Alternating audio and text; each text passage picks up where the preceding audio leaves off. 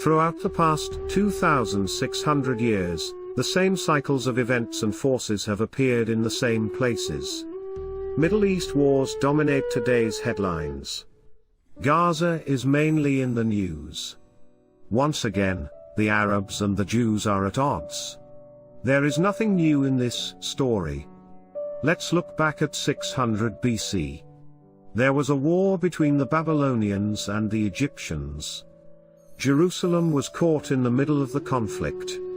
The Jewish king knew he had to choose sides. He made the wrong decision by going with the Egyptians. Babylonians won the war, and they burned the Temple of Jerusalem to the ground. The Jews lost the Ark of the Covenant. The heirs to the throne of David were killed. On the rivers of Babylon, the Jews wept in captivity for Zion. This was a dark period in the history of the Bible. After retreating from the Holy Land, the Egyptians moved on, and Gaza remained under their control. From Jerusalem, Jeremiah took the daughters of King Zedekiah to ports where the Nile River empties into the sea. Through all these hardships, Prince Mulek fled from the Middle East to the heartland of America. We are amazed that we have America's oldest ship replica in the heartland across the Mississippi River from Nauvoo. The more we examine the history of what Phoenicia represents, the more excited we become. We want the whole world to understand how Captain Philip Beale's transoceanic voyage changed the history of ancient America. 2,600 years is a long time. Wood timbers on the surface of the water can rot in one generation.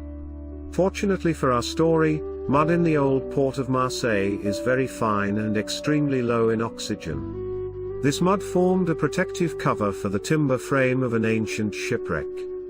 The wreck's remains are displayed in the Museum of Marseille, and today, you can see the timbers with your own eyes. The replica is Phoenicia's starting point on the River Sidon's west bank. We can now retrace the 6,700-mile journey Prince Mulek took 2,620 years ago from Jerusalem to Zarahemla. Let's be grateful for the mud of Vieux port in France's oldest city, Marseille. Without the fine mud and low oxygen levels in the port of Marseille, the timbers of the Phoenicia would have been lost to history.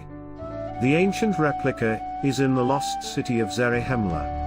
The replica sailed the rough waters of the Atlantic Ocean and is now on display in Montrose, Iowa.